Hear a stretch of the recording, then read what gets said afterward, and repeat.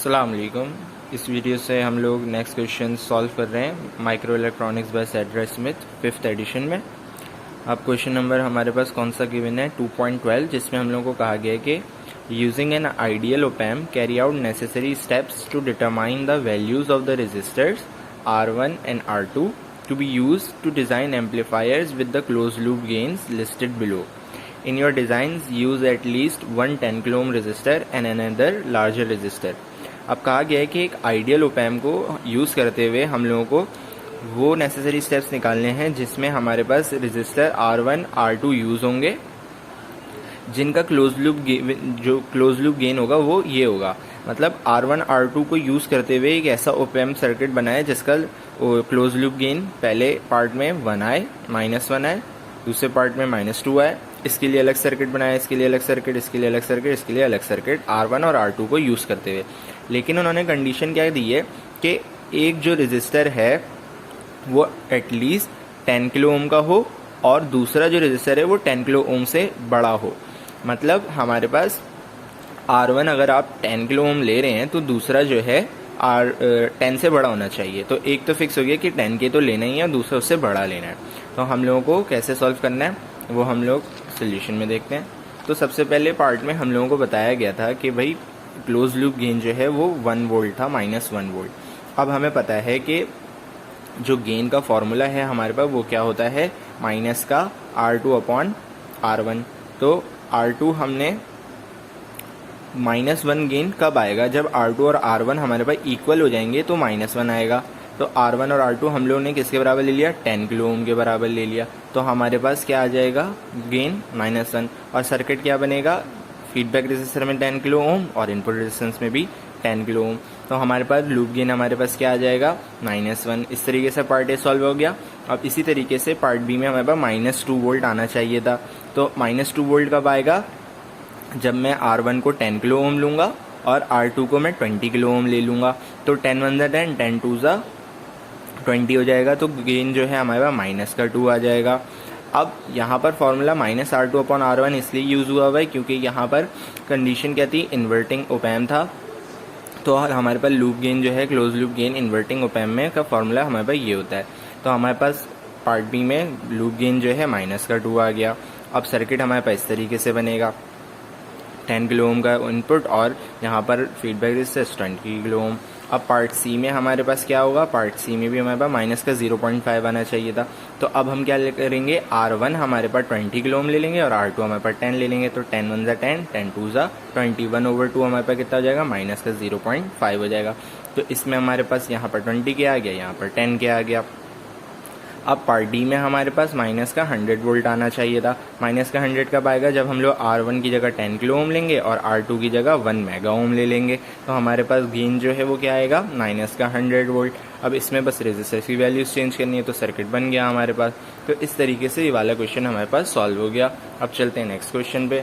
Next question में हमारे पास क्या कह रहे थे कि एक आइडियल ओपैम कनेक्टेड करा गया है फिगर 2.5 में, जिसमें R1 हमारे पास 10 किलो ओम है, R2 हमारे पास 100 किलो ओम है। R1 10 किलो ओम है, R2 हमारे पास 100 किलो ओम है। Symmetrical square wave signal with levels of 0 volt and 1 volt is applied at the input. मतलब इनपुट पर हमारे पास एक सिमेट्रिकल जो स्क्वायर वेव है वो दी गई है। मतलब हमारे पास इनपुट किस तरीके से आ रहा है, स्क्वायर वेव की फॉर्म में आ रहा है जिसका वोल्टेज लेवल 0 और 1 है। मतलब 0 1 फिर 0 फिर 1, इस तरीके से इनपुट आ रहा है। तो यहाँ पर 2 इनपुट हो गए, एक 0 इनपुट हो गया और एक 1 इनपुट हो गया। अब हमें बताना क्या है इसमें, sketch and clearly label the waveform of the resulting output voltage. जो भी आउटपुट वोल्टेज आएगा उसका हम लोगों को वेवफॉर्म बनाना है और carry out necessary steps to determine the average value, highest value and lowest value of the voltage बतानी है। अब हमें पास एवरेज वैल्यू भी बतानी है, हाईएस्ट और लोएस्ट वैल्यू भी बतानी है आउटपुट वोल्टेज की। तो ये कैसे सॉल्व होगा, सर्किट हम लोगों को गिवन है, R1 हम लोगों को बता दिया, R2 हम लोगों को बता दिया। हम लोगों को पता है कि भाई इन्वर्टिंग ओपैम है तो क्लोज लूप गेन का फॉर्मूला क्या बनेगा, -R2/R1। तो R2 भी पता है, R1 भी पता है, हमने लिख दिया -100 / 10। तो गेन जो आया क्लोज लूप गेन वो क्या गया, -10। अब गेन का फॉर्मूला हम लोगों को क्या पता होता है, V0/Vi होता है, सही है। तो हम लोगों को बेसिकली निकालना क्या था, हमारे पास V आउट निकालना था। तो ये एक फॉर्मूला हम लोगों को पता लग गया कि वी नॉट ओवर वी आई किसके बराबर आया, माइनस के 10 के बराबर। वी नॉट अपॉन वी आई हमारे पास किसके बराबर है, माइनस का 10। अब ये वाला स्टेप मैंने कंफ्यूज हो जाएंगे इससे, इसलिए मैं यहाँ पर एक और कर रहा हूँ।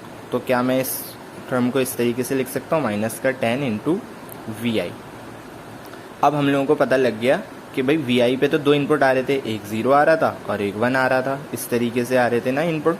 तो जब हमारे पास वी आई 0 था, इनपुट पर 0 आ रहा था, तो हमारे पास आउटपुट वोल्टेज कितना आएगा, तब हमारे पास आउटपुट वोल्टेज आएगा 0 वोल्ट। तब हमारे पास आउटपुट वोल्टेज कितना आ गया, 0 वोल्ट। क्यों, क्योंकि वी आई हमारे पास जब 0 आ रहा था, वी आई 0 लिखेंगे तो आउटपुट वोल्टेज कितना हो जाएगा, खुद ब खुद 0 हो जाएगा। और ये हमारे पास हाईएस्ट वोल्टेज होगा, क्योंकि आगे देखेंगे जब हमारे पास वी आई 1 है, जब यहाँ पर वी आई 1 लिखूंगा तो वी आउट हमारे पास कितना आएगा, माइनस का 10 वोल्ट। तो अब 0 वोल्ट बढ़ा है या माइनस का 10 बढ़ा है, 0 वोल्ट बढ़ा है, तो 0 वोल्ट हाईएस्ट वोल्टेज हो जाएगा और माइनस 10 लोएस्ट वोल्टेज हो जाएगा। तो हाईएस्ट वोल्टेज भी आ गया और लोएस्ट वोल्टेज भी आ गया। अब आपको एवरेज वोल्टेज निकालना है बस, और वेवफॉर्म को प्लॉट करना है। एवरेज वोल्टेज कैसे निकालेंगे हम लोग, एवरेज वोल्टेज निकालने का हमारे पास क्या हो जाएगा, V low plus V high divide by 2। तो वी लो हमारे पास माइनस 10, हाई हमारे पास 0 डिवाइड बाई 2। अब आंसर क्या आ जाएगा, माइनस का 5। अब वेवफॉर्म हम लोग कैसे बनाएंगे, वेवफॉर्म में सिर्फ आउटपुट वोल्टेज की वेवफॉर्म बनानी है। तो वी लोएस्ट हमारे पास क्या आ रहा था, 0 आ रहा था। तो वी हाईएस्ट हमारे पास क्या आ रहा था, 0 आ रहा था, और लोएस्ट हमारे पास माइनस का 10 वोल्ट आ रहा था। तो स्क्वायर वेव इनपुट दे रहे थे, तो स्क्वायर वेव भी हमारे पास आउटपुट में भी आ रही है। वी लोएस्ट हमारे पास क्या थी, माइनस का 10, और हाईएस्ट क्या थी, 0 वोल्ट। तो इस तरीके से हमारे पास वेवफॉर्म भी बन गई। तो ये क्वेश्चन भी हमारे पास सॉल्व हो गया। अब चलते हैं नेक्स्ट क्वेश्चन पर। नेक्स्ट क्वेश्चन में हमारे पास क्या कह रहे हैं कि एक इन्वर्टिंग ओपैम्प सर्किट यूज़ करा गया है आइडियल ओपैम्प में, जिसको हम लोग को डिज़ाइन इस तरीके से करना है कि उसका गेन कितना आना चाहिए, 1000 वोल्ट आना चाहिए। और गेन 1000 वोल्ट तब आना चाहिए जब हमारे पास रजिस्टर जो है 100K से बड़े के ना लगे हुए हों। और पार्ट ए में हमारे पास क्या कह रहे हैं, for the simple two resistor circuit apply your knowledge to find the input resistance. तो इनपुट रेजिस्टेंस भी हमें फाइंड करनी है। तो हम लोग को कहा गया है कि भाई गेन 1000 वोल्ट आना चाहिए जब आप लोग रजिस्टर जो है 100K से ज़्यादा बड़े के ना लें। तो R2 और R1 में से हम लोग 100K से ज़्यादा का रजिस्टर नहीं लगा सकते, तो 1000 वोल्ट आना चाहिए। R2 हम लोगों ने जैसे 100K ले लिया, तो R1 में ऐसा क्या रखूँ कि 1000 वोल्ट आए, R1 में 100 रखूँगा तो हमारे पास 1000 वोल्ट आ जाएगा। तो इस तरीके से ये वाला सॉल्व हो गया। पार्ट ए में हम लोगों को क्या बोल रहे थे, for the simple two resistor circuit apply your knowledge to find the input resistance. मतलब इस पार्ट को जो सॉल्व करा है इसमें आप लोग अपनी नॉलेज को इस्तेमाल करते हुए बताएं कि इनपुट रेजिस्टेंस क्या होगी। इनपुट रेजिस्टेंस हमारे पास R1 होती है, तो हम लोगों ने क्या लिख दिया, R1 हमारे पास 100 ओम है। तो ये वाला क्वेश्चन भी सॉल्व हो गया। अब चलते हैं नेक्स्ट की तरफ। नेक्स्ट में हम लोगों को क्या बताया है, एक वेटेड समर सर्किट यूज किया गया है आइडियल ओपैम्प में, जिसके 3 इनपुट्स हैं और रेजिस्टर कितने यूज़ करे हुए हैं, 100 किलो ओम के रेजिस्टर यूज़ करे हुए हैं। और फीडबैक रेजिस्टर कितने का है, 50 किलो ओम का। 50 किलो ओम का हमारे पास रेजिस्टर RF है हमारे पास, जो फीडबैक रेजिस्टर होता है। और सिग्नल V1 हमारे पास कनेक्टेड करा गया है 2 ऑफ द इनपुट्स पे। देखिए सेम वोल्टेज हमारे पास 2 इनपुट पर कनेक्ट करा गया है, मतलब 1 और 2, इस पर दोनों पर V1 हमारे पास लगाया गया इनपुट। और 100 किलो ओम के 3 रेजिस्टर्स यूज करे गए हैं, has 3 input using 100 kilo ohm resistor input while a signal V2 is connected to the third input.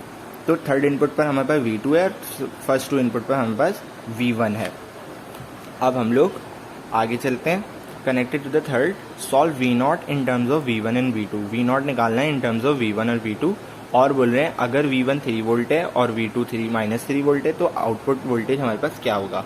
अब ये जो सर्किट है ये वेटेड समर का सर्किट है।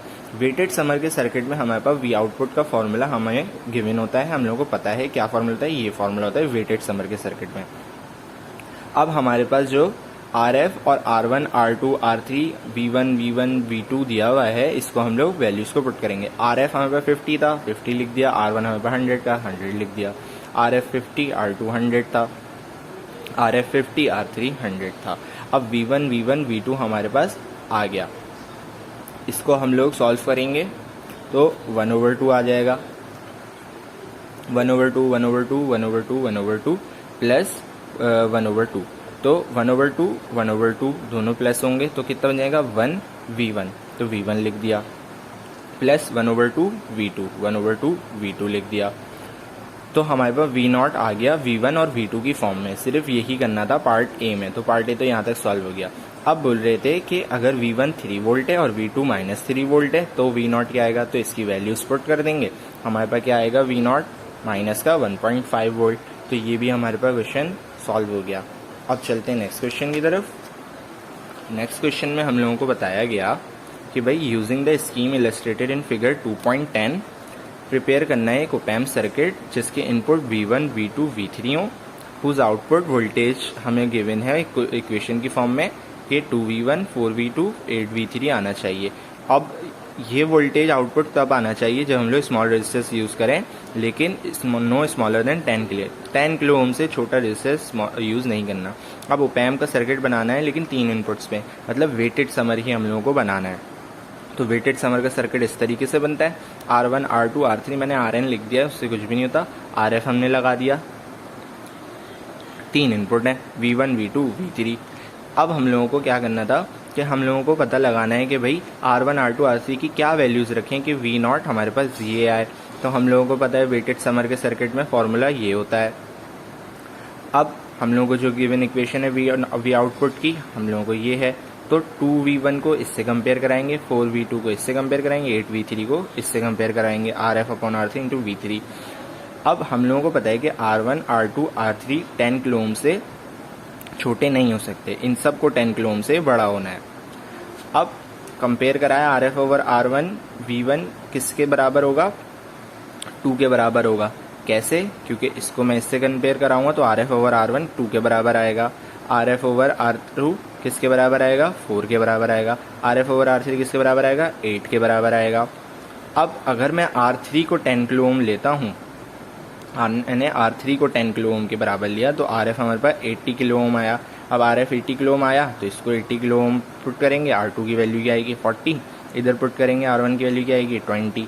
तो इस तरीके से R1, R2, R3 आ गए और 10 किलो ओम से छोटे भी नहीं आए, बड़े आए हैं। तो हमारे पास ये क्वेश्चन भी हो गया सॉल्व। आई होप आप लोगों को समझ में आया होगा। अगर कोई भी सवाल हो तो आप लोग कमेंट बॉक्स में बता सकते हैं।